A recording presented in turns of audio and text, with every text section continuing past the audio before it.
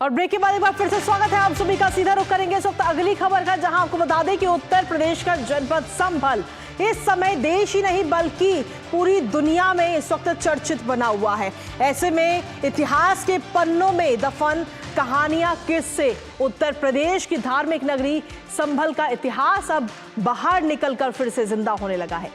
इसी के साथ ये नगरी अपने पुराने स्वरूप में भी लौटती हुई नजर आने लगी है।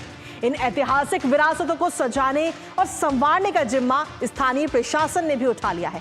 प्रशासन ने विलुप्त हो रही इन तमाम धरोहरों को सजाने संवारने की योजना बनाई है। दरअसल पुरातत्व सर्वेक्षण विभाग यानी एएसआई ने बीते कल संभल में कई जगहों पर निरीक्षण किया, फोटोग्राफी की, वीडियोग्राफी की, जिसके बाद अब एएसआई के संरक्षण में खंडहर हो चुके फिरोजपुर का किला, तोता मैना की कब्र और पृथ्वीराज चौहान की बावड़ी को संरक्षित करने का काम भी अब शुरू हो चुका है। इसके साथ ही डीएम और एसपी ने एएसआई टीम के साथ इन विरासतों का निरीक्षण किया।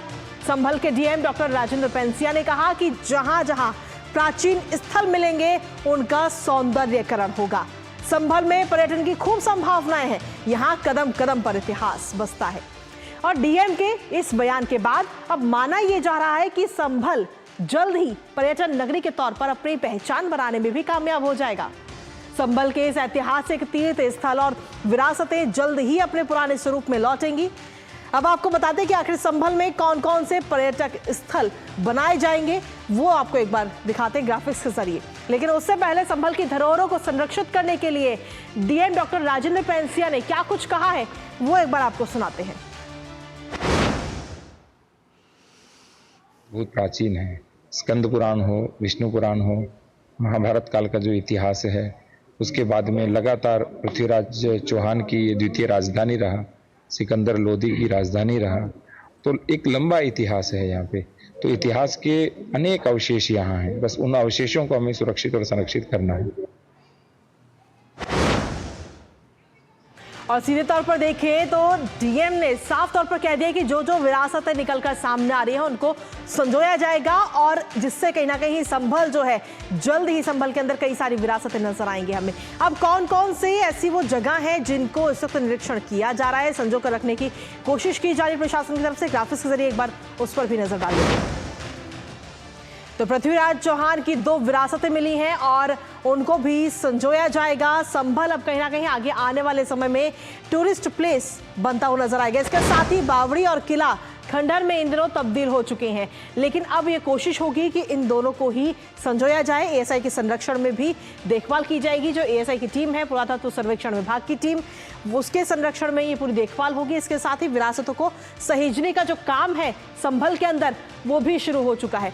इसके साथ ही अगर हम देखें तो फिरोजपुर का किला, रानी की बावड़ी को संरक्षित किया जा रहा है। वहां पर आगे आने वाले समय में जब ये टूरिस्ट प्लेस बनेगा तो ये मुख्य तौर पर नजर आएंगे। तोता मैना की कब्र, शेमनाथ मंदिर, नीमसार का कुआं भी इसमें शामिल हैं। तो जब ये पर्यटन नगरी बनेगी तो क्या कुछ निकल कर सामने आएगा, वो आपको बता रहे हैं। कुल 87 तीर्थ स्थलों और सभी धरोहरों का जीर्णोद्धार आगे आने वाले समय में संभल के अंदर होता हुआ नजर आएगा, जिससे उत्तर प्रदेश के अंदर पर्यटन को बढ़ावा मिलेगा और सीधे तौर पर ये योजना बनाई जाएगी। इसके साथ ही जो अतिक्रमण है और अवैध कब्जा है उसको भी हटाया जा रहा है। वहां से प्रशासन लगातार मुस्तैदी से काम कर रहा है इसको लेकर। तो ये तमाम वो जगह है। और इसके साथ ही अगर हम देखें तो धरोहरों के संरक्षण के बीच संभल हिंसा के मामले में पुलिस की कार्रवाई भी लगातार जारी है। दरअसल इसी बीच बड़ी कार्रवाई करते हुए पुलिस ने बीते कल 7 और आरोपियों को गिरफ्तार किया है। और इसी के साथ अब तक संभल हिंसा के कुल 47 आरोपियों को गिरफ्तार किया जा चुका है। संभल में आपको बता दें कि 24 नवंबर को शाही जामा मस्जिद के सर्वे के दौरान हिंसा के मामले सामने आए थे, जहां कुछ शरारती तत्वों ने पुलिस पर पथराव भी किया था और कई वाहनों में आग लगाई थी। फिलहाल अब इस मामले में संभल एसपी की तरफ से क्या कुछ कहना है गिरफ्तारियों को लेकर, आपको सुनाते हैं। 24 नवंबर में संभल में हिंसात्मक घटना के संदर्भ में आज 7 व्यक्तियों को गिरफ्तार किया गया है। गिरफ्तार व्यक्तियों के नाम शोएब, सुजाउद्दीन, जावेद, मुस्तफ़ा, अजहरुद्दीन, साहद एवं मोहम्मद आजम है। अभी तक इस प्रकरण में कुल 47 लोगों को गिरफ्तार किया जा चुका है। तो 24 नवंबर को जो हिंसा हुई थी संभल के अंदर, उस हिंसा को लेकर के अभी तक 47 लोगों की गिरफ्तारी हो चुकी है। हालांकि अभी ये गिरफ्तारियों का जो आंकड़ा है वो अभी और बढ़ सकता है। हमारे साथ में हमारे सहयोगी विकास सिंह इस वक्त जुड़ रहे, सीधा उन्हीं का रुख करते हैं। विकास, संभल हिंसा की अगर हम बात करें तो गिरफ्तारियों का दौर जारी है, लेकिन वहीं दूसरी तरफ संभल को पर्यटन नगरी बनाने की जो कवायद है वो भी चल रही है और खुद इस पर डीएम कह रहे हैं कि संभल एक ऐसी नगरी है जहां पर विरासत ही विरासत नजर आ रही है और उनको संजोने का काम अब किया जा रहा है।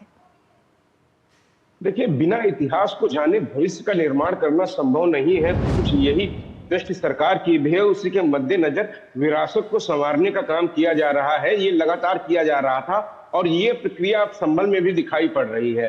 जिस तरीके से आज वहां पर 6वां दिन है, रानी की बावड़ी पे लगातार खुदाई जारी है। वहां पर नीचे फर्श मिल गई है, वहां मार्बल मिल गया है, वो फ्लोर मिल गया है। अब उसकी आगे की कार्रवाई वहां पर जारी की जा रही है। एसआई की टीम वहां पहुंचती है। वहां पर किस तरीके से हमारी जो पुरानी इमारतें हैं उनको संजोने का काम किया जा रहा है, वहां के प्रशासन की तरफ से ये कार्य जो करवाया जा रहा है, निश्चित रूप से आने वाले समय में संभल का जो एक पुरानी पहचान थी, जो एक धार्मिक आध्यात्मिक पहचान थी, उस तरफ उस दिशा में आगे बढ़ा जा रहा है।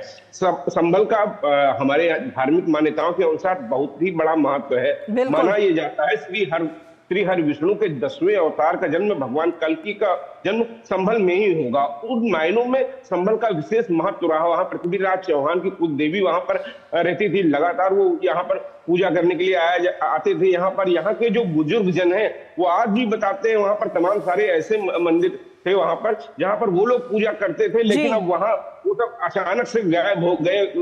तमाम सारी राजनीति के कारण वहां पर जिस तरीके से डेमोग्राफी बदली संभल में, उस दिशा में वहां पे काम किया गया। वही बातें खुलकर नजर आ रही हैं। जब 46 साल पुराना मंदिर खोला जाता है पुलिस के द्वारा, उन इलाकों में पुलिस पहुंचती है जहां पर पुलिस की हिम्मत नहीं थी उस समय जाने की, वहां पर कार्रवाई होती है। वहां और 47 लोग जो आपने बताया पकड़े गए हैं। निश्चित रूप से अभी पुलिस की बड़ी कार्रवाई अभी जारी है। इन लोगों से बिल्कुल कहीं ना कहीं गिरफ्तारी का जो ये सिलसिला है वो लगातार जारी है। आगे देखना होगा कि और कितनी गिरफ्तारियां होती हैं। संभल हिंसा के मामले पर नजर हमारी लगातार बनी रहेगी।